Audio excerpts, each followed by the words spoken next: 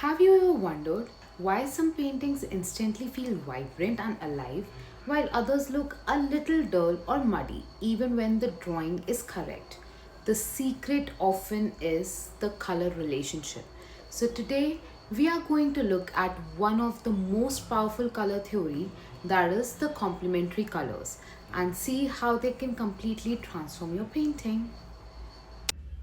Let's start with the color wheel. Artists use the color wheel to understand how colors interact with each other.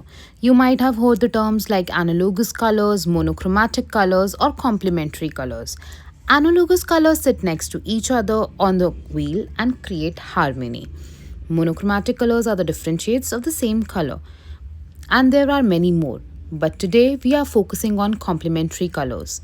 Colors that sit opposite each other on the color wheel, and when used correctly, they can make your artwork look more vibrant, more realistic, and much more interesting. So, for today's example, I have drawn two simple pumpkins. Pumpkins are naturally orange, and if we look at the color wheel, the color opposite orange is blue. That means blue is the complementary color of orange. So instead of just using the darker orange or the black for shadows, we must introduce the blue tones to create richer, more natural shadows.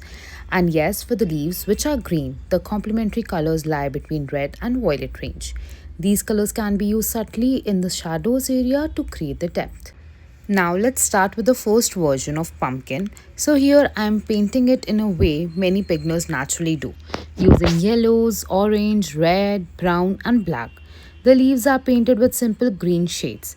Technically it works. The pumpkin will be clearly visible. But if we look closely, the shadows feel a little muddy and the overall painting will look quite flat. That's because using the black to darken colors often kills the vibrancy. It dulls the color instead of enriching it. And that's exactly where complementary colors comes in. Now, let's paint the pumpkin again, but this time using complementary color theory. Instead of jumping straight into orange, I start by laying in soft blue tones where the shadows will be. This might look strange at first. You might question blue on a pumpkin, but trust the process. These cool tones will later interact with the warm orange layers and create beautiful depths. Once the blue base is dry, I begin adding yellow and orange on top.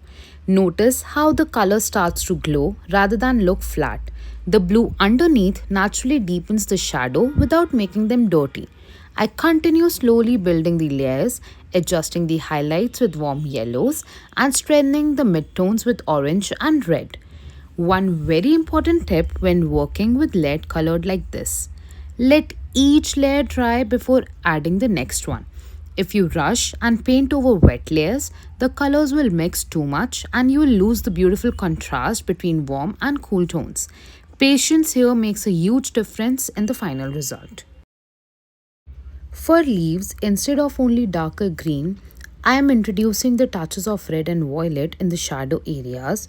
This subtle contrast makes the green appear much more vibrant. Once everything dries, don't forget to put in the highlights with the white pen because it's a very important step to make it look very real. Now, when we compare the two pumpkins side by side, you can clearly see the difference. The first one looks flat and slightly muddy, but the second one, built using the complementary colors, feel brighter, deeper, and more realistic. The form of pumpkin stands out and the shadow feels natural rather than heavy. So, next time you paint, try this simple trick.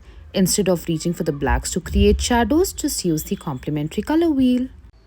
Happy painting! Ciao!